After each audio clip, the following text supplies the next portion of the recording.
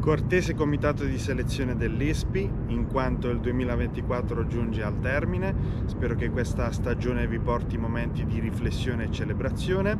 Sono Pierluigi Nichilo, originario di Bari, e che dire, c'è posto migliore di questo per registrare un video rivolto all'Istituto per gli Studi di Politica Internazionale? Credo proprio di no.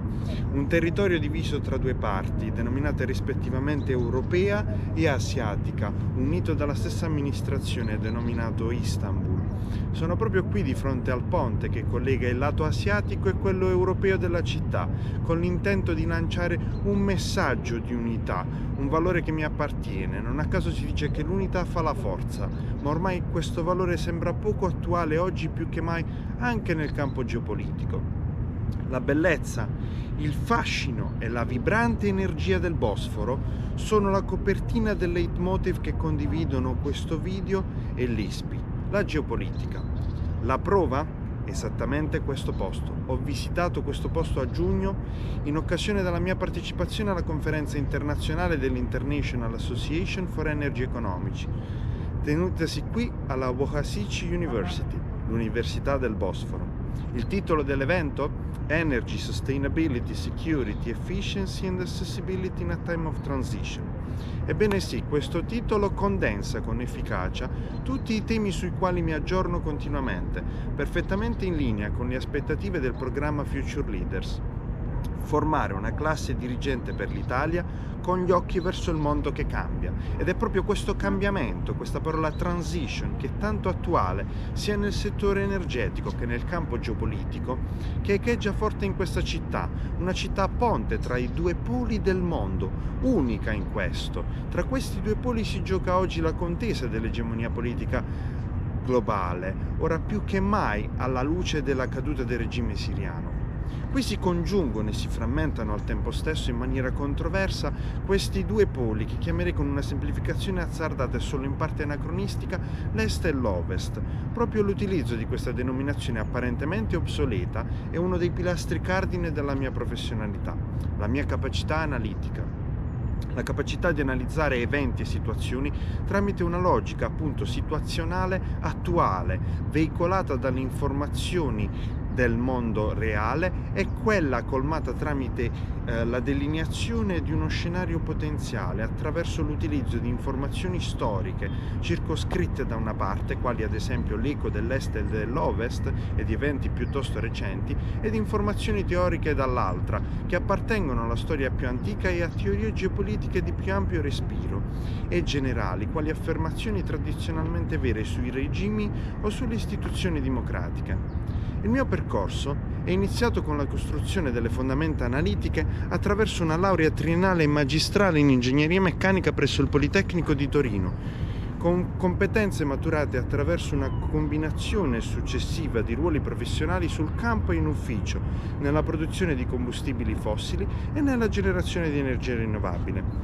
Ho così acquisito una comprensione operativa degli aspetti legati alla fornitura di energia alla società, chiave per il funzionamento della stessa. Ed è proprio questo background da ingegnere appassionato di fluidodinamica che mi permette di paragonare il comportamento del mondo attuale a quello di un fluido non newtoniano, un tipo di fluido di difficile interpretazione nell'elaborazione di modelli relativi al suo stesso comportamento.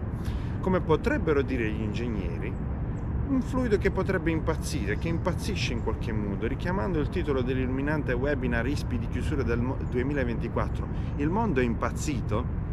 Sembra avere un comportamento elastoplastico il fluido non newtoniano, esattamente come i fluidi di cui sopra. Si piega ma non si spezza, si deforma in qualche modo, torna allo stato originario, uno stato in cui, facendo dei paragoni appunto con il panorama geopolitico, vecchie logiche di potere e nuovi scenari geoeconomici sembrano flettere il mondo in modo più rapido e imprevedibile che mai. Successivamente alla mia formazione prettamente analitica nel campo ingegneristico, ho optato per diversificare il mio profilo e renderlo più fluido con una doppia laurea magistrale, una delle quali conseguita presso la Colorado School of Mines, prima al mondo per minerali critici importanti nella transizione energetica.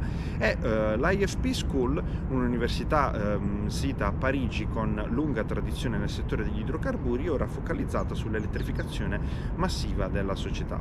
È proprio il relativismo gnoseologico intrinsecamente legato alla natura degli studi economici che ho appena affrontato che mi permette di filtrare i fenomeni attraverso la lente di colui che elabora i modelli, che filtra le informazioni, che conferisce alla mia originaria formazione più rigida in matematica il giusto equilibrio tra mera ragione e intelletto, adepto a interpretare le dinamiche globali dell'energia e le loro correlazioni sempre più strette con il mondo geopolitico. Il mio profilo è particolarmente internazionale, parlo 6 lingue straniere e attualmente studio arabo e cinese, critici più che mai. Ma guardando più nel dettaglio al mio futuro più recente, ho partecipato a 24 conferenze in 13 paesi diversi nelle Americhe e nella regione del cosiddetto Mediterraneo allargato. Non a caso ho partecipato anche ai dialoghi mediterranei nel 2024. Una partecipazione totalmente orchestrata e finanziata da me, che è solo la punta dell'iceberg della mia passione per la geopolitica dell'energia. Riprendendo adesso il titolo della conferenza qui organizzata, potrete consultare nel dettaglio degli allegati con la mia application tutti i temi a me cari, quali la transizione energetica, le relazioni del mondo della difesa e del commercio con quello dell'energia. Il mio interesse per la sicurezza energetica e le catene di approvvigionamento deriva dal passaggio in corso dell'economia da uno scenario che sembrava essere originariamente più vincolato alla domanda e attualmente sembra più vincolato dal lato dell'offerta. L'accaparramento di risorse diviene sempre più difficile e ciò diviene sempre più influenzato dall'incertezza geopolitica, il che ha recentemente ispirato le mie pubblicazioni sui prezzi dell'energia. Reputo infatti che il mondo stia divenendo proprio per questo più aggressivo, minacciando la democrazia e attaccando nelle sue stesse origini filosofiche. Roma e l'antica Grecia sono di fatto il fulcro di tutto ciò. Mi piacerebbe approfondire con i miei colleghi futuri del programma la promozione all'europeismo e del rapporto Draghi in un'epoca di frammentazione, in particolare il rafforzamento dell'autorevolezza delle organizzazioni internazionali al tempo stesso, a fronte del recente aumento delle violazioni dei diritti e degli accordi internazionali stessi. Mi piacerebbe approfondire la consapevolezza delle implicazioni etiche delle nuove tecnologie, in particolar modo l'intelligenza artificiale e i dispositivi biorobotici. Infine, il tema della diplomazia economica, principale fonte di preservazione dei diritti umani e del tenore di vita delle future generazioni. Vi ringrazio adesso per l'attenzione, vi auguro un prospero 2025 e accolgo con entusiasmo la mia discussione al programma. Arrivederci dal Bosforo.